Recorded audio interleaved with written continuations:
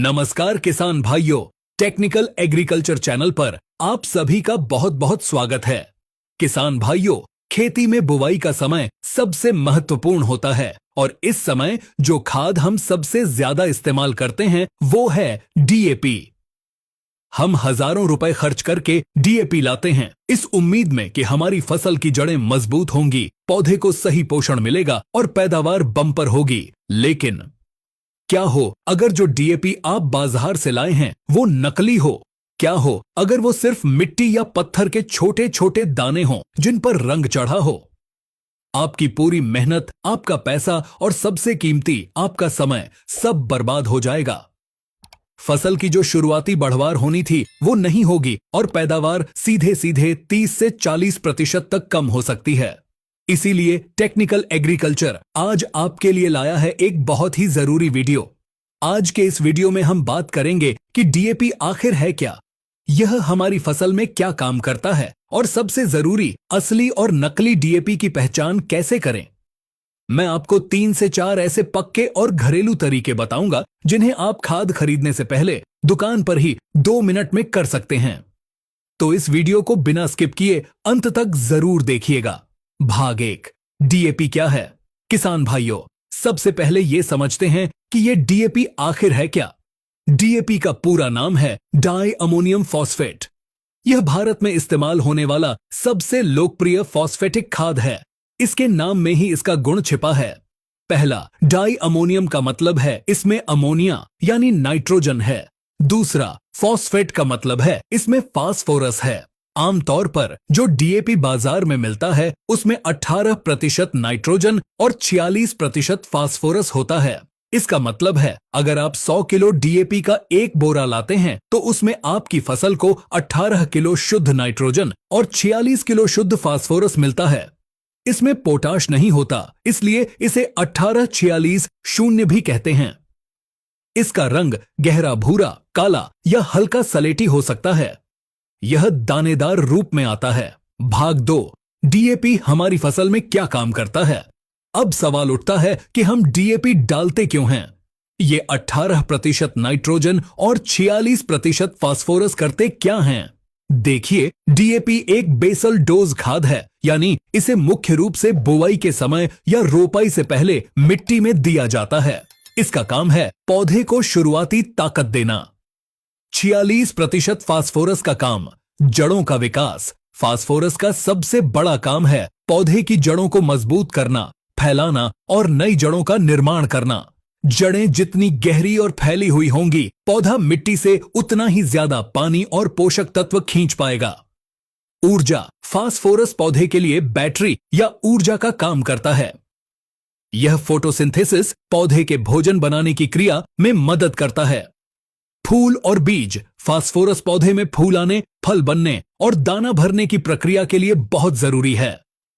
18% nitrogen का काम, शुरुआती बढ़वार। यह नाइट्रोजन पौधे को शुरुआती दिनों में हरा भरा रखने और उसकी वानस्पतिक वृद्धि करने में मदद करता है। यह अमोनिकल रूप में होता है जो धीरे धीरे पौधे को मिलता रहता है। संक्षेप में कहें तो डीएपी आपकी फसल की नींव मजबूत करता है। अगर नींव ही कमजोर रह गई तो आप बाद में कितना भी यूरिया या पोटाश डाल दें, वो रिजल्ट नहीं मिलेगा। भाग 3, असली और नकली डीएपी की पहचान। चलिए अब आते हैं वीडियो के सबसे जरूरी हिस्से पर, असली और नकली डीएपी की पहचान। नकली डीएपी बनाने वाले बहुत चालाक होते हैं। वो मिट्टी, जिप्सम या पत्थर के पाउडर में रंग मिलाकर उसे डीएपी जैसा बना देते हैं। मैं आपको 4 पक्के टेस्ट बता रहा हूं। टेस्ट 1, हाथ से जांच सबसे पहला और आसान टेस्ट जो आप दुकान पर खड़े खड़े कर सकते हैं। कठोरता, असली डीएपी का दाना काफी कठोर, समाफी हार्ड होता है। आप इसे अपने नाखून से दबाकर तोड़ने की कोशिश करेंगे तो यह आसानी से नहीं टूटेगा।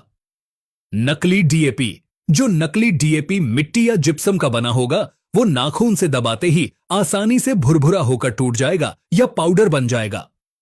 तो पहला टेस्ट, डीएपी कठोर होना चाहिए, नाखून से आसानी से टूटना नहीं चाहिए। किसान भाइयों, यह दूसरा टेस्ट असली और नकली डीएपी की पहचान के लिए सबसे भरोसेमंद तरीका है। इसमें हमें जरूरत होगी खाने वाले चूने की। आपको क्या करना है? 1, डीएपी के कुछ दाने अपनी हथेली पर लीजिए। 2. इसमें 2-4 बूंद पानी डालकर इसे थोड़ा गीला कर लीजिए। 3. अब इसमें 1 चुटकी चूना मिलाइए। 4. अब इसे हथेली पर जोर से रगड़िए। जैसे ही आप इसे रगड़ेंगे, अगर डीएपी असली हुआ तो इसमें से अमोनिया की बहुत तेज तीखी गंध आएगी। यह गंध ऐसी होती है जो नाक में चुभती है। यह गंध क्यों आती है? क्योंकि डीएपी में 18% अमोनियम नाइट्रोजन है जो चूने से क्रिया करके अमोनिया गैस छोड़ता है। अगर डीएपी नकली होगा तो उसे चूने के साथ रगड़ने पर कोई भी गंध नहीं आएगी या सिर्फ मिट्टी की हल्की महक आएगी। यह टेस्ट 100% पक्का है।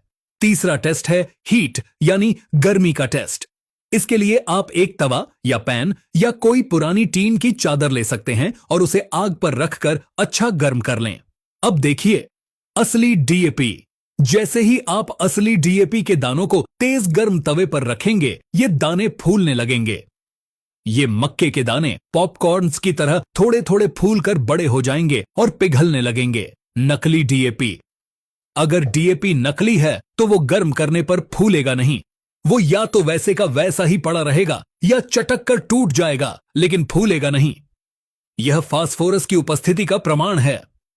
चौथा और आखिरी टेस्ट है पानी में घोलकर देखना। असली डीएपी पानी में लगभग 90 से 95% तक घुलनशील होता है।